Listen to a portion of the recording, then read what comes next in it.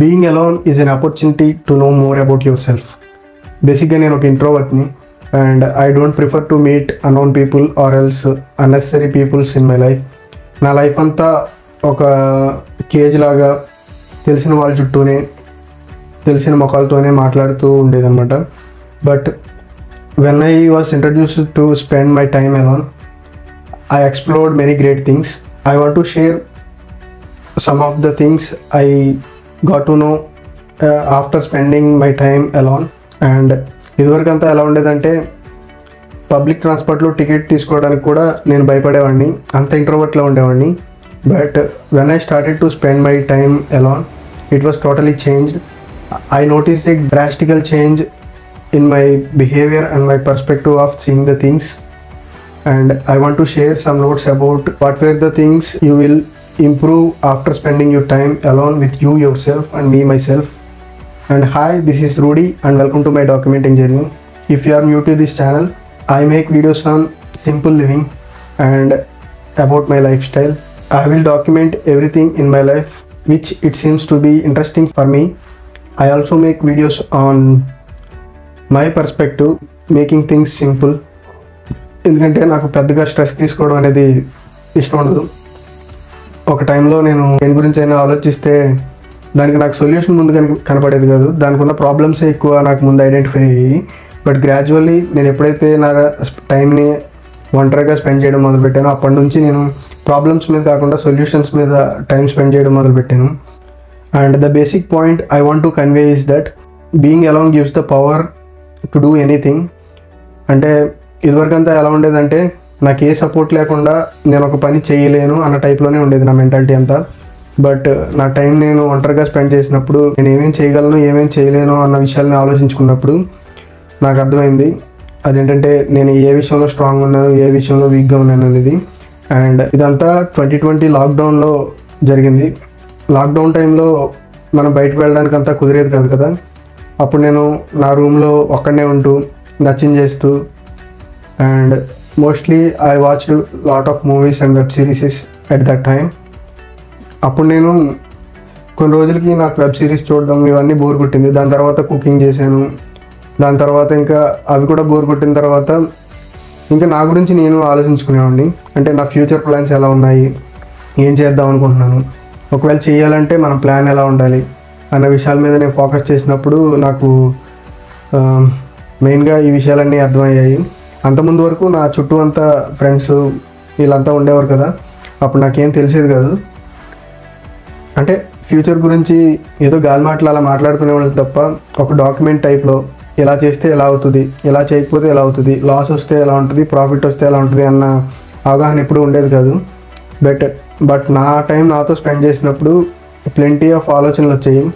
అవన్నీ నేను ఇంట్రెస్టింగ్గా అనిపించిందంతా నేను నోట్ చేసుకునేవాడిని. ఫర్ ఎగ్జాంపుల్ ఏదైనా బిజినెస్ ప్లాన్స్ ఉంటే అవి నోట్ చేసుకునేవాడిని. దాని ఎక్స్పెండిచర్ ఎంత అవుతుంది, ఖర్చు ఎంత అవుతుంది, ఆర్ ఎల్స్ మనకి ప్రాఫిట్ వస్తే ఎంత మిగులుతుంది, లాంగ్ టర్మ్లో దాని ఇంపాక్ట్ ఎలా ఉంటుంది, షార్ట్ టర్మ్లో ఎలా ఉంటుంది అనే విషయాలు, ఇలాంటి స్టఫ్ అంతా నేను ఒక్కడనే కూర్చొని చేసుకుంటూ ఉండేవాడిని.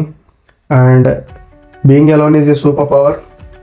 Once you started cultivating it, it will emerge as a giant tree. And gradually I was obsessed with this self-love, and I used to lay on my bed and thinking about my problems, my abilities and disabilities. Sometimes I was depressed, sometimes I was super happy. And after some time I started gardening. When I started gardening, I used to sow some seeds in my home. అప్పుడు నాకు ఈ point అనేది నాకు చాలా motivation ఇచ్చింది. And నాకు తెలియకుండానే నేను మోటివేట్ అయ్యాను. గార్డెనింగ్ చేస్తున్నప్పుడు ఫస్ట్ డే సీడ్ నాటిన తర్వాత డైలీ వాటరింగ్ చేస్తూ ఉండేవాడిని. And I notice the gradual growth and graph of that plant. ఏంటంటే ఒకరోజు నీళ్ళు పోసాను, 3-4 డేస్కి మొలకలు వచ్చాయి. మొలకలు వచ్చింది, పెద్ద అయిన తర్వాత వాటి రూట్స్ డెవలప్ అయ్యి అది ఫ్రూట్స్ కానీ ఫ్లవర్స్ కానీ వచ్చేంత వరకు నేను చూశాను. అండ్ ఇదంతా నేను గ్రాడ్యువల్ డేలో ఉన్నప్పుడు ఆలోచించడానికి నాకు అంత టైం ఉండేది కాదు. అండ్ నేను ఒంటరిగా ఉన్నాను కాబట్టి ఆలోచిస్తూ చూసినప్పుడు ఐ వాజ్ మోర్ మోటివేటెడ్. సీడ్ని సో చేసిన తర్వాత రూట్స్ డెవలప్ చేసుకుని స్టెమ్స్, లీవ్స్ అలా ఎదుక్కుంటూ ఒక స్టేజ్ వచ్చిన తర్వాత దానికి ఫ్రూట్స్ అండ్ ఫ్లవర్స్ అనేవి రావడం మొదలైంది. బట్ ఇంత సింపుల్ లాజిక్ని మనం లైఫ్లో ఎలా మిస్ అవుతామో నాకు అప్పటి వరకు అర్థం కాలేదు. And we expect instant reactions. ఏదైనా చేస్తే దాని ప్రతిఫలం అనేది వెంటనే రావాలని అనుకుంటాం కదా. దెన్ అప్పుడు నా పర్స్పెక్టివ్ అనేది రాంగ్ అని అర్థమైంది. ఎందుకంటే ఒక మొక్క పెరిగి పెద్దయ్యి దాని నుంచి ఫలాలు కానీ పువ్వులు కానీ రావడానికి అంత టైం పడుతుంది. బట్ ఏదైనా పని చేస్తే దాని రియాక్షన్స్ అన్నీ వెంటనే రావాలని ఎక్స్పెక్ట్ చేయడం చాలా తప్పు కదా. ఫర్ ఎగ్జాంపుల్ మనం ఏదైనా స్కిల్ నేర్చుకుంటాం, ఆ స్కిల్ నేర్చుకుని దాంట్లో మాస్టర్ అవ్వకుండానే దాని నుంచి రిజల్ట్ రావాలని ఎక్స్పెక్ట్ చేస్తాం కదా.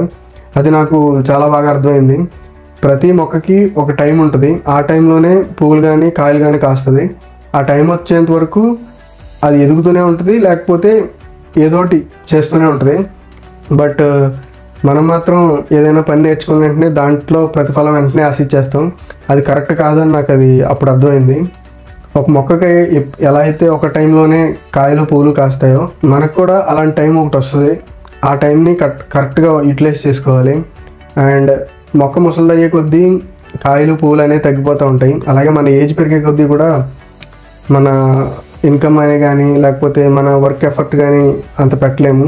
ఏదైనా ఒక టైం ఉంటుంది. ఆ టైంలోనే మనం ఏదైనా చేయాలి అన్న విషయాలు నాకు చాలా బాగా అర్థమయ్యాయి. And the whole process kept me understanding the reality of growing continuously. And it's very important to spend your own time to know about your own interests and your hobbies.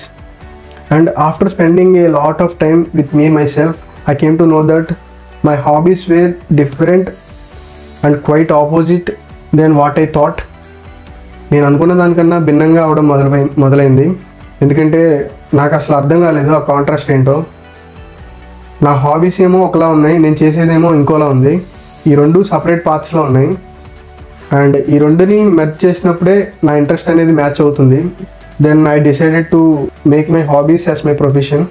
Then I realized that నాకు ఏమేమైతే ఇష్టం అని ఒక list prepare చేసుకోవడం, దాంట్లో hot లిస్ట్లో first 2-3 ఏమున్నాయో చూసుకోవడం, వాటిని నేను ప్రొఫెషన్గా ఎంచుకుందామని ఫిక్స్ అయ్యాను. అక్కడ నుంచి నా లైఫ్ అనేది టర్న్ అవడం మొదలైంది. అండ్ అలా చూసుకున్నప్పుడే నాకు ఫార్మింగ్ అనేది ఇంట్రెస్ట్ అండ్ బ్లాగింగ్ అనేది ఇంట్రెస్ట్ అండ్ నా క్వాలిటీ టైంని నా పేరెంట్స్తోని నా ఊర్లోని స్పెండ్ చేయడం ఇంట్రెస్ట్ అన్న విషయాలు నాకు అప్పుడే తెలిసినాయి. That was the break even and break point, whatever it called. అప్పటి నుంచి నాకు క్లారిటీ అనేది మొదలైంది. నేను అంత ముందు వరకు నీ హాబీస్ ఏంటని ఎవరైనా అడిగితే ప్లేయింగ్ క్రికెట్ అని లేకపోతే లిజనింగ్ మ్యూజిక్ అని ఈ టైప్లో చెప్పేవాడిని. But in reality that was a myth. And అదొక లేయర్ లాంటిది. అండ్ అది ఏజ్ ఫ్యాక్టర్ వల్ల వచ్చిందో లేకపోతే అందరూ చెప్తున్నారు కదా నేను కూడా అదే చెప్దాం అన్న టైప్లో చెప్పాను కూడా నాకు తెలియలేదు అప్పట్లో.